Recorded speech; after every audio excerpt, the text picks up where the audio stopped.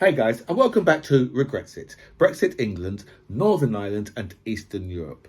It seems in Brexit England, I am being pushed to becoming a royalist. Now, I was in support of the Queen, and I hear what you're saying, and I hear this. Just because I hear this all the time. What? Because the Queen come out in support of Black Lives Matter? You are that shallow. Yes, I am.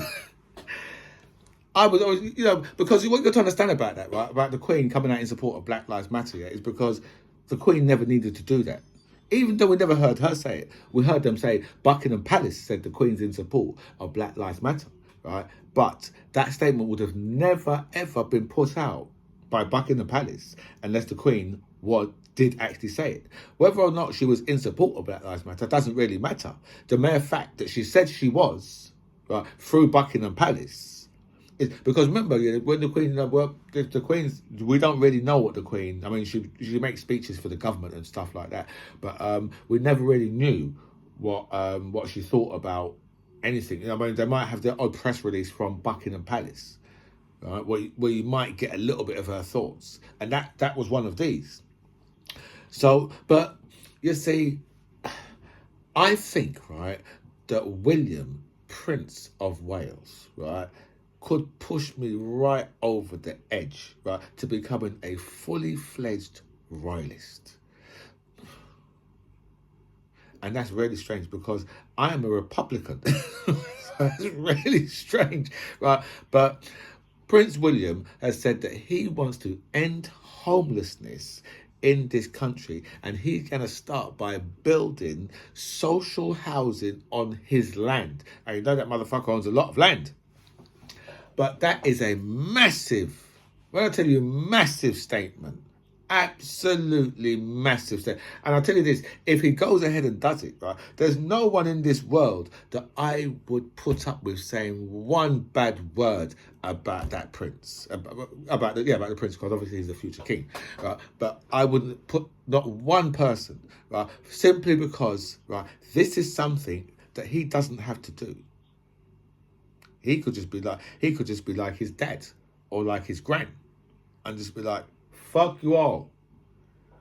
But he is looking to secure the royal family for the next 500 years. And this will certainly do that for him. If they build, right, if he builds a load of because he said social housing, that's what he's building on his land. Not on his land that he lives on, right? Because you're not going to be looking out of your council house, right, and look over and see William and Kate, and and George, Louis, and what's the girl's name? Oh shit, I can't remember now. No, that's terrible. But anyway, right, so you're not going to be looking out, right, and seeing those people, right? You're not going to look over and see a very porcelain-looking Kate, okay, in the morning. That's not going to happen, right? But so because these people have got a lot of land. But once upon a time, this country was full of philanthropists. I'm not going to say that word again because I hate saying it. But this country was full of them once upon a time. You go up especially up you go into London. There's a lot of places in London where you'd have a lot of housing that was built, and it was purpose. It was built for the poor, for the working poor in London. Right? Or you'd have factory owners who would, because they've got 300, 400, 500 workers, so they'd build houses for their workers. Right? So you had a lot of that going on in this country before, but now we've got so many billionaires here who's just you know what, I'm gonna go buy myself a fucking yacht for £400 million or dollars or whatever.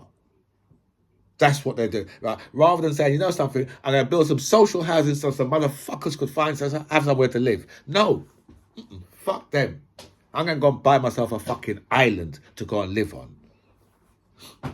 That's that's the true world we live in, right? And you know something? I am sick of people, right, standing up for these billionaires all the time. These people are hoarding billions of pounds while you've got people starving all over the world, or people haven't got fucking homes to live in. People in this country having to go to fucking warm banks, right? I can't put food on their table, but yet we've got billionaires all over the world, right, who have got more money, right, than they could spend in 1,000 years. Right? And these people, and so much these people won't put their hand in their pocket and say, you know what, I'm going to help out some of these motherfucking poor, these working class, these fucking mid. I'm going to help some of these motherfuckers out. I'm gonna build some proper social house. And Prince William has now stepped up and said, you know what? And this could well shame the government into some of this now. Because, you know, you got to remember, yeah, that you're dealing with governments over the years, and the people who have voted for this shit. You're dealing with governments over the years who have said, sell off the council homes, but you're not allowed, right, to build any social housing with the money you sell those council homes off for. And people still vote for this shit. People still vote for the people who have sold off all of our utility companies. Sold off all of our utility companies. You know, BP, British Petroleum, right, was sold. Let me just think. Nigel Lawson, I believe. So we're looking at what? 97, 96, 97? And in today's money, right, that would have probably been, it would be about 12 billion in today's money, which means back then, right, it would have been that you're looking at 7 or 8 billion. But in today's money, 12 billion. How much is British Petroleum worth? 97 billion pounds. These people, right, went to university. They're supposed to be the smartest people in the fucking world. How the fuck, right, do you sell an asset, right, for 7 or 8 billion that today is worth just under 100 billion? And look at people with a fucking straight face. How does that work? And welcome back to By Any Means Necessary. Thank you so much for all your messages sent me. A special thanks to everybody who signed up to my channel. I feel so blessed with so much people that signed up. So thank you so much for that. I'll go for all your messages. I'll answer as many as I can, but I will like all your messages for definite. So we've got scores of migrants that have perished on a fishing boat, right? And so far, there's I think it's about 100 men, managed to clamber to safety or whatever it was. And so far, I think there's been, it's around 80 people so far, obviously confirmed dead. Right? But apparently, on the the lower decks on these boats, there was hundreds of women and children on there. Apparently, I don't know what I haven't heard anything more about that. But I mean, if that is the case, and then you think, well, all them men just got off knowing that. Right, at least they should have helped to fling some of them people, get them people up and fling them in the water, because you've got a better chance in the water, right, rather than being in the boat under the water. You've got a lot better, so if the boat's going down and just throw everybody overboard because the boat's going down, throw everybody overboard, you've got a lot more chance, yeah, of living, right, if you're not inside that boat when it goes under, because if it goes under and you're inside there, now you've got to navigate your way out of the boat, which is not going to be an easy thing. Do you know what I mean? And then obviously, there's certain bits of the boat that's going to break off and float back up, so people can hold on to that type of stuff. So and then obviously there's going to be there might be some life rafts and all those type of things. So if, even if people can hold on to the side of a life raft, they've got much more chance, right, rather than being inside the boat. So all them men, them 100 and something men, right, that managed to clamber themselves to safety, if that is true, that there's hundreds of women and children below there, it's just for them, it should just be one step. The next step should be to hell, because you left all those people to fucking die, and you was men, and you didn't help those people, women and children. And so if that is true, then it was really a disgusting, terrible. I don't care, I don't really, they should have, they should have helped. If it is true, that means they've all got off without even attempting to help those people. And that is just wrong. But, a lot of these migrant boats, what happens is they might see like a rescue boat come alongside them or whatever, and then everyone runs to that side. So the boat then lists, and so that, these are the type of things that happen. And then we've got it's 40 odd students that was murdered in Uganda. A story that hasn't, it's just there's been little bits of it, but it hasn't really hit the main media. I mean, if you had 40 odd, blonde haired, blue eyed people murdered, right? If you had 40, because I think it's about 48, 40, 44, 48, something like that, and these are all students.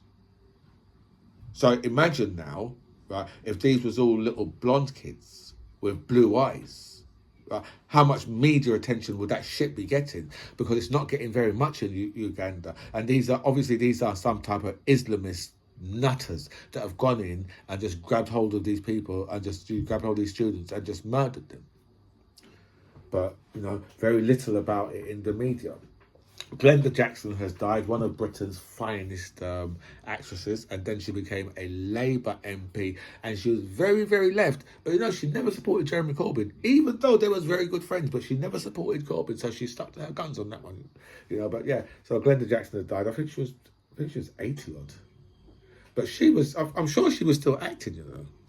I'm quite sure that Glenda Jackson was still acting, and mortgage prices keep going up. And this shit's gonna get really serious, because we've had 13 rises on mortgages since the prices started going up. Because what people have got to understand is this, right? Because like Liz Truss, people think that Liz Truss left in disgrace, disastrous. Liz Truss premiership was a disaster for us as individuals, right? The truth is, with Liz Truss went and she saw a toilet, right, that was blocked, right, and it had a sign on there that says out of order, right? But she really needed to go, and she looked inside there, and the toilet was blocked with excrement. 5 or 6 people had already gone on there. And Liz Truss was just like, I've got to go. So Liz Truss decided, you know what, I'm just going to shit on that as well. But the difference was, right, is that Liz Truss premiership, right, was very successful for the people that she needed to be successful for. Because those people are having hundreds of millions of pounds put into their bank accounts on a weekly basis.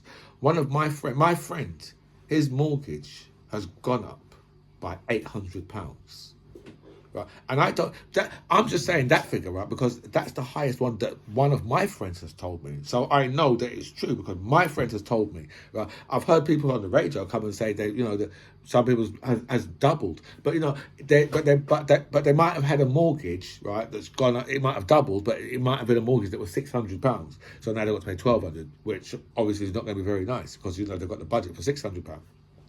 But Liz Truss' budget, right, was an absolute success for a very small amount of people, because we've got to remember, right? The people of this country, they had a choice in the last election. They had a choice of Jeremy Corbyn, who was going to take from the rich and the really well off, right, and redistribute to the working class, the poor, the less well off, and the middle classes. Or Boris Johnson, whose policies was, what we're going to do, right, is we're going to allow big business, right, to kick the shit out of you on a weekly basis. Every week, we're going to allow big business to fuck you over. Right? And Liz Truss' budget helps. Right? Her budget is the thing that helps. Right? So when you see people now complaining, right, about their interest rates flying up, right, and this was because this was supposed to happen under Jeremy Corbyn, but when they're complaining about the interest rates flying up because for the longest of time in this country, house prices have been too high, right? And when I say that, the reason why house prices have been so high is because they've kept the interest rates so low that so many people can get themselves into a major problem by keeping the interest rates where they did. Right? That means that, that if there's a house for 475 grand, right? And and you've got two wages of, and it comes up to say 70 grand. Your two wages coming into your house, right? People think that they can get a mortgage to buy that house for 450 grand, right? Only because they could get the money, only because the interest rates were so low. But once the interest rates start to go up, which is what a very few people, mortgage company owners and people that own banks and things like that. That's who Liz Truss's budget was for. Right? That's why it was successful. For us, it was a disaster for us, but they don't care about us. They don't give a fuck about us. Simple, right? They don't care about us at all under any circumstances. You can just see that by the way how they've run the country, right? By someone selling something in this country that's worth £8 billion. That sold it for like 7 to 8 billion, and is now worth just under 100 billion. So they don't give a shit about us in this country. So, right. So where we've got like the mortgage rates, yeah, and it hasn't even hit peak yet. Right. I mean, we're at 4 point something percent.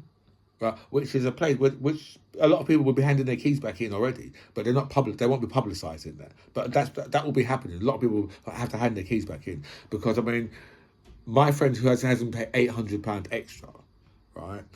He was already struggling to pay that mortgage in the first place, right? And him and his missus was already doing extra hours and all that type of shit. So I have no clue, right, what they're going to do now. I don't know what they're going to do. I don't know what they're going to do because they don't know what they're going to do. The truth is, yeah. Once you're 6 months behind on your mortgage, right? Then your bank is coming after your house. So if your mortgage, it doesn't really matter. If your mortgage has doubled, but you can only still afford to pay. Say it was £1,000, for example, but so you can only afford to still pay £1,000. It just simply means that you can still pay that because they'll take it. There's no problem there. They'll take it. But once you've got to a debt that is once you've got to a debt that's over a certain amount, that's it. They'll start sending you the paperwork to say, well, look, you're going to be in court and we're going to have to take, and we'll be looking to take the property. That's the letters that will start coming through. So, and you don't really get that long. You don't, right? 6 months. 6 months would be very, very long for you to be behind on your mortgage. 6 months. If you're 6 months behind on your mortgage, right? Then there's a very good chance that they're going to take that property off you. There's no way you would never make a year. I can't see. I don't think you could ever make a year behind on your mortgage. Right? 6 months is around your limit, right? And then that's it. They start legal action. So we can see a lot more of that coming. And Nadine Dorries believes that someone should look into the Privileges Committee to see why she wasn't given a peerage. I don't think they say that the English, or is it the British, who don't understand irony? But I don't think Nadine Dorries understands irony, because Nadine Dorries, right, is a woman who has been promised a peerage. And because she never got the peerage, now she wants people to look into the Privilege Committee to find out what they're getting for not giving her a peerage. The thing with Nadine Dorries, right? You have to say, what does she deserve a peerage for anyway? Because Nadine Dorries, when she was sports, she was something to do the sports, right? And she didn't know the difference between rugby union and rugby league, right? Or when she was the culture secretary, right, she didn't know that Channel 4 wasn't funded by the government. And then she went on to say that Channel 5 was only sold 5 or 6 years ago. Now, I can tell you definitely that Channel 4 it's owned by the government, but it's not funded by them. But remember, they want to sell that as well, you know. They're just like, sell it. You know, we got Labour talking about, don't we go off subjects and I forget about what I was saying before. But we've got Labour talking nonsense, right? About, we're going to come over with all this new green, green energy and all that, and it's all going to be owned by us. Yeah, and as soon as the fucking Tories come in, they'll just sell it. Just like how Nadine Dorries was trying to sell off Channel 4, right? You know, this is the thing with them. Everything, they just look at everything and they're like, oh no, we did sell that. All of our assets sold.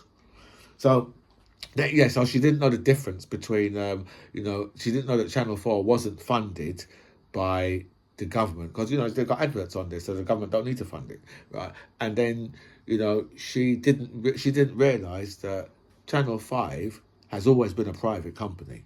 I think Channel 5 was started, 96, 97, something like that. But it's always been a private company, always. And she didn't know that. So what the hell is it that Nadine Dorries, right? I mean, apart from eating kangaroo bollocks, remember she was in the jungle, and she was, I think that her, the whip was taken away from her. So she was an independent for a while, right? But so what has she actually done? And you see, the whole thing when you're offered a peerage or an OB or something like that in this country, right? It's not someone says to you, listen, I'll get that for you. That's not how it should work. It should be a surprise, right? That's how it should come up. It should be a surprise to you. There's no way it should be, I was expecting that. The first time you should know anything about it, is when the people, when the committee, right, who give out the awards, when they get in contact with you, that's the only time when you should know about it. It shouldn't be something that's promised. It should never be something that's promised, which is the reason why Boris Johnson's list should be knocked off, because they say, well, you shouldn't be promising these things. How dare you? It doesn't work like that. It's not a right. It's a privilege. It's not a right for Nadine Dorries to get a peerage, right, for being a completely useless politician. That's not her right. It is a privilege for one of these things. But Boris Johnson has been promising these things all over the place. To all sorts of different people, Boris Johnson's been promising peerages and knighthoods. These people are just so rotten. It's unbelievable. I'm going to speak about Boris Johnson. I've got a bit about Boris Johnson tomorrow because but I'll speak about that after they had the vote. David Warburton, and then hold on. Actually, you know what? The one I want to speak, because I've gone well over my time already, by the way. So we're here now, right? But the one I want to speak about is the Tory workers having a party in December 2020, right? Now, before there was just still pictures of this, right? And this is the office who's run by Sean Bailey, or as I like to call him, Token. Sean Bailey, right, was in the centre of this picture. Sean Bailey is my complexion, and he was in the centre of this picture, right? All his workers are white people, but he's in the centre of this picture. A picture taken by somebody else. And let me tell you this, right? This is why I say that these people are fucking thick. This is, how can you be so stupid? How? Right, and right, you've been put up for a peerage, but you know something, right? I believe that Sean Bailey should still get his peerage, because you know something, he has sold his soul to the devil, right? He got his 30 pieces of silver, right? So I believe that man is due a peerage, because you know what, he's sold out. And if you're going to do that, right, you might as well get your reward, because listen, that comeuppance is a thing that you're always going to get.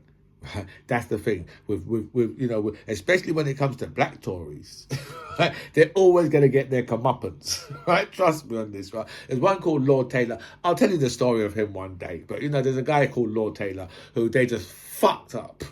Do you know what I mean, right? And you know, and there's a black judge as well, because a lot of these people, they think to themselves, you know what, we can get away with this shit as well. So Sean Bailey, right, who, do you know what I mean, who must be one of the most, and I'm sure this motherfucker went to university, but this motherfucker's stupid. Because let me tell you this, when you are token black, right, if you are going to stand in the centre of a picture that's illegal, right, make sure it's taken on your phone, and no one else, make sure that no one else is taking any pictures of you. I mean, how stupid have you got to be token black and be around a load of white people who you think, oh, these people, they love me. Yeah, right. Seriously, Token is stupid. He's an idiot to be photographed in the centre of this picture, right? And he's the person who hasn't got control of that picture, right? And that picture's been out for some time, and the police looked at it, and the police was like, there's nothing to see here, and we would prefer you to stop wasting our time. That's what the police's attitude was. I was just seeing the picture. But this weekend, video has come out of the event, and the video is damning. When you see the video, you just look and say, wow, these people was really having a good time. Because there was a lot of dancing going on in the video that I've seen. A lot of dancing, right? And in 2020, right, December 2020, right, you know, people was getting £10,000 fines. Loads of them, students, £10,000. And Token, he's got his office having a party in December 2020, when they should never, ever, they should have never been doing anything like that. So now, his lordship, right, might be on the line, because this could really, you know, it's been on the front. It's been, you know, it's been headline on a lot of the news programs and that. But obviously, you know, they're saying, "Oh, it's so long ago. Why should?" But I mean, two of those people there, right? Sean Bailey, Token, and then there's another guy there. I can't remember what his name is, but he's in the picture. He's wearing, right, Christmas braces. In 2020, yeah, there should be no need for Christmas braces, right, or even a Christmas jumper. Oh, unless you with your own family, because that's the only people that you should have been wearing those type of stuff around in your house. Not having office parties, because none of us was allowed to have that.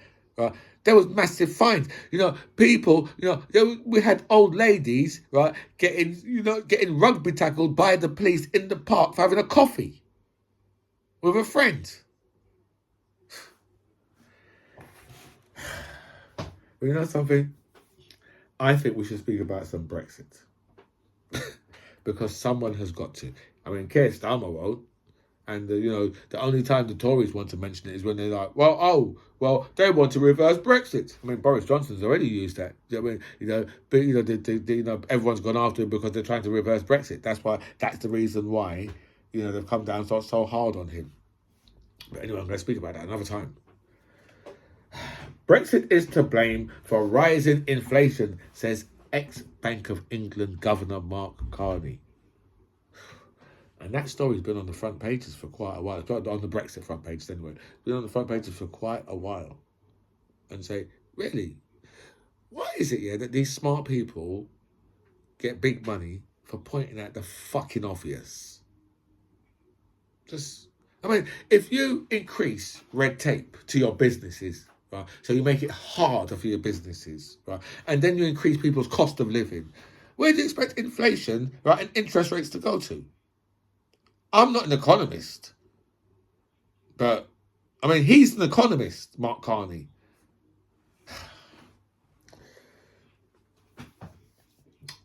It's absurd. In other words, I hate saying to blame Brexit for rising inflation, says the people at the Telegraph. And you just look at those people and say, you know something? You need to stop. Today, you just need to stop. Right? You've heard what Mark Carney's had to say, and now you're saying the complete opposite, while we in the country are living at what Mark Carney's saying. But you're telling us something completely... That's the Telegraph for you. Boris Johnson, massive Boris Johnson fans. EU export of electric cars to the UK have been put at risk by the Brexit deal. So right now, yeah, you're going to have the EU move on certain parts of the Brexit deal because, it's in the EU's interest because, people in their market, right, now need to be able to export cars to this country without them costing double what they're selling. I mean, 50% more is probably about the maximum you can go for. They can't double it. Not even over here. I mean, but that's what it would be. Currently, with the current Brexit deal we've got, they'll probably come over 75% more or double. But they'd be, they would be happy that the EU companies would probably be happy with maybe 50% more because then, if they're 100% more, then they're going to sell less. 50% more people in the country are that thick that they'll be like, well, I'll go for that. Yeah, 50% more. I'll go for that. But that's that's for the part of not being in the EU.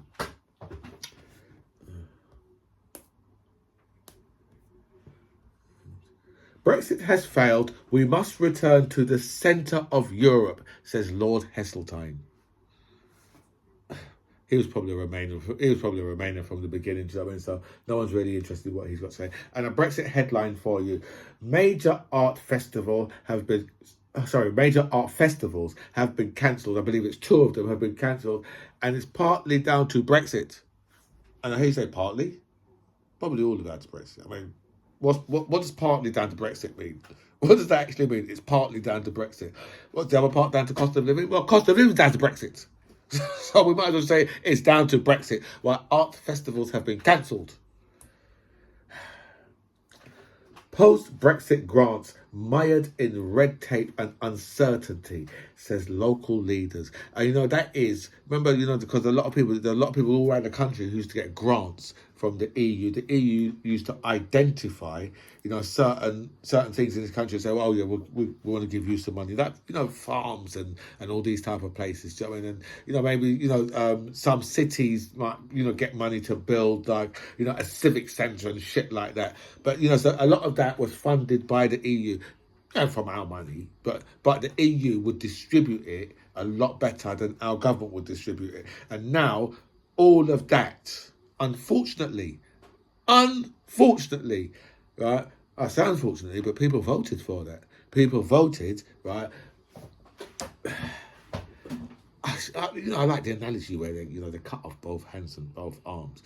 But I think that what the people in this country voted for, the truth is, right, they voted for a good, swift kick in the short and curlies every day for the rest of their life by someone with a neck that's thicker than Mike Tyson, right, and legs longer than Usain Bolt, while wearing Frankenstein boots, and giving you a good kick in the short and curlies every day for the rest of your life. And that explains Brexit. My friends, I've gone so far over, and all I could do is apologise and say it's a Monday. This is By Any Means Necessary. I'm the MC John Ribs. It was really nice to speak to you guys. Comments below.